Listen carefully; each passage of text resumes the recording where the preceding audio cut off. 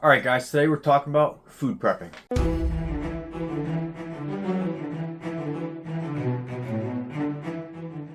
So before I start, we actually have a in-depth video on this already, okay? And I'll have the link in the description. I think it's called something like On Food. It's our most popular video.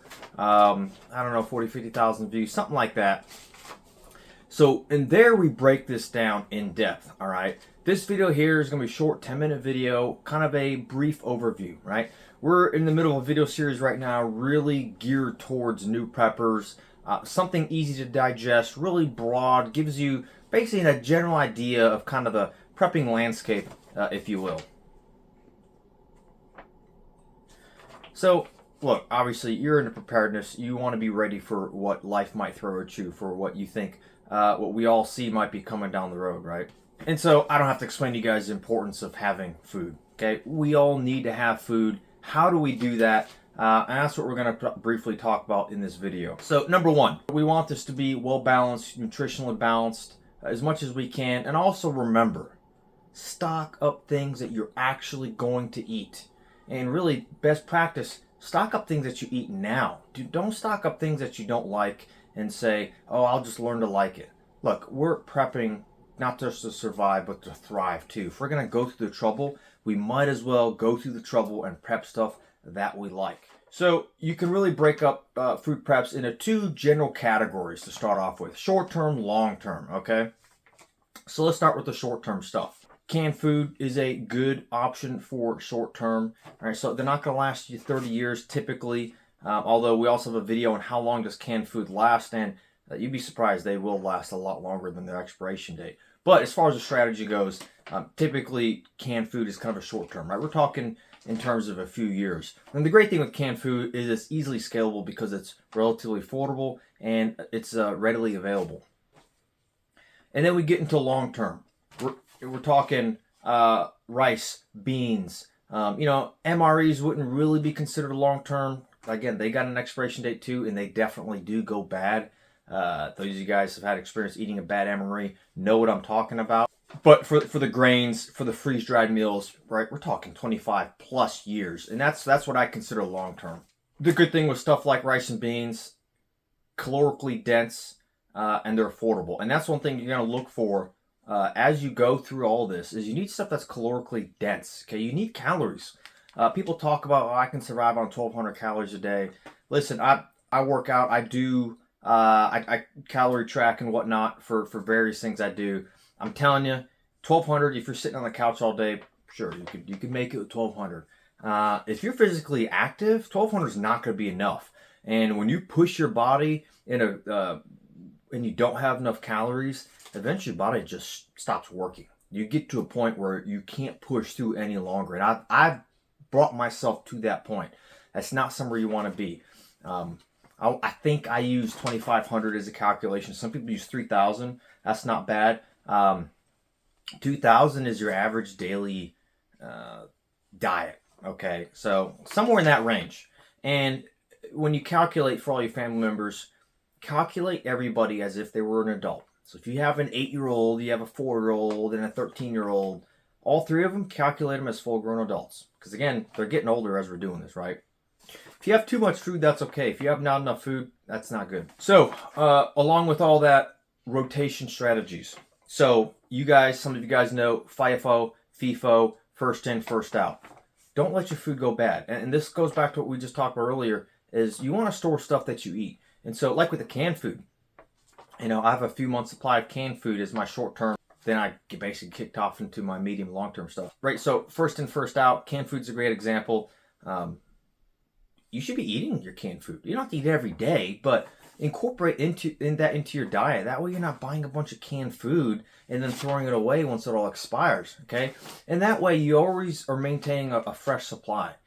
So always first in, first out. You eat the old stuff first. And you sort your pantry that way, whatever container you're using. My dad loves using those FIFO can racks you can buy on Amazon. So you can store the cans horizontally and they roll. Actually, load them up top and they roll at the bottom. Those are great. They take up a lot of space though. Or maybe you line up in your pantry your cans from left to right and you just push them all over to one end as you eat them. But do that. That way you're eating what you're prepping. And again, also it minimizes the impact of the budget because that's a meal that you're not buying groceries for that week because you used your canned food, right? Versus if you just threw it all out, that'd be just wasted money. Okay, so first in, first out's important. Same thing if you're organizing your long-term food storage, and you'll notice like with here, I've got duct tape here with the date, what's in there. So organize that in the same way too. Every once in a while, we'll crack open one of these buckets of rice and beans and other stuff.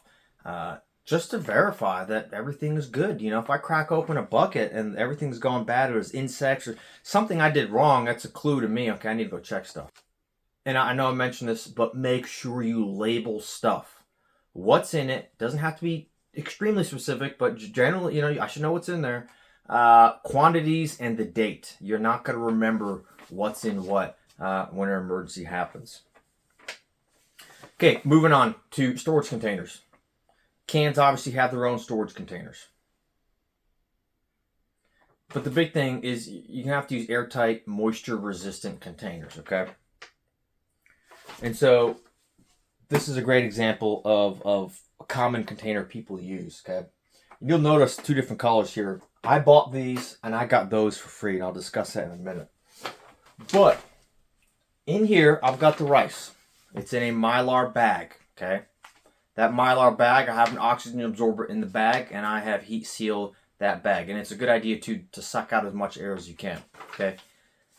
That Mylar bag is designed to prevent oxygen intrusion and designed to keep rodents and whatnot from smelling the food, okay?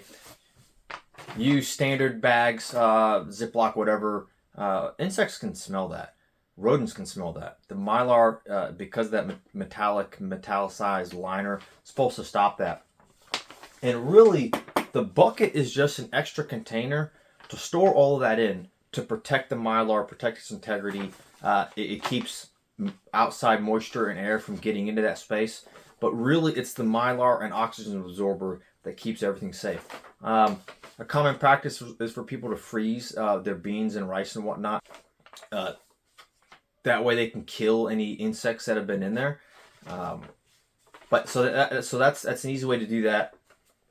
They don't have to be 5-gallon buckets. I've used other sealed containers, but the Mylar and oxygen absorber, pretty consistent. You need to use that. You really need to use that for long-term. Even the food saver stuff with the regular plastic, again, for long-term food storage, is it really going to work? Now you could put all that inside a Mylar bag and stick an oxygen absorber in that. You could do that. That's really not going to change. The container that you put it in, like a bucket, that might change, okay? And so along with that, some money-saving tips as we're doing all this. So for one, these 5-gallon buckets. Typically, you go to your bakeries, so local bakers, supermarket bakeries, ask them for their icing buckets. Typically, they'll give them to you for free or sell them. Like Walmart sells them for $1. I've been to other bakeries where I got them for free. I have a bunch of these that I got for free. Obviously I've bought some as well eventually. And so that's a great option. You have to clean out the icing buckets. No big deal, but that's a great option. And another thing too is we discussed this in our main video where we go in depth. But I started out, I was broke. And all I could afford, literally all I could afford was, I do my groceries every Friday, Saturday. 2 cans of food every grocery trip. 2 cans of food a week. We're talking 99 cents a can. Or I would do a case of water bottles. So it's either 2 cans or a case of water bottles. That's all I could do. But after a few months of doing that, after a while, I had started accruing a decent amount of food. So that's a good option. Look for sales. When I buy rice from bulk, I either buy from Costco or Sam's Club, or whoever in the family's got a membership at the time. Again, I'll shop online, so shop around. Don't just go to Walmart or Kroger and buy this. Shop around, wait for sales. That's a great way to do that. And then other DIY food preservation, canning and dehydrating. So with us moving out to the countryside, starting to grow food, I've learned to can. I've learned to make jams and jellies and whatnot, which is a form of preservation. What you're doing is you're taking the excess of your harvest and you're converting it into something else. And with that, that's really calorically dense because you add a bunch of sugar to it. But learning how to do that, and I had someone tell me, listen, I started canning before we started growing a lot of food. Because someone told me, he said, hey, you don't need to grow food to can. Go buy food at the supermarket and then can it, and that's a great option as well. So you could always do that. Freeze dryers are very expensive. So unless you're really set everywhere else, I personally wouldn't worry about it, but that's certainly an option. Dehydrating, I have a dehydrator. You could do that as well. And so look, guys, that's basically it in a nutshell. Overview, real basic. Those are some of the basic avenues that you could take to handle this. Again, we have the video. I'll have it in the description where I go in depth and we start breaking apart our food preps and actually showing you this is what we've got and this is how we're doing it. And so you really want to look at how do people do this.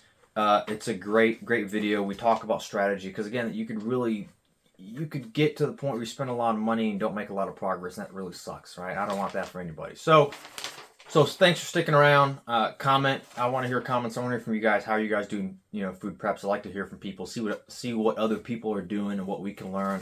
And stay safe. Stay prepared.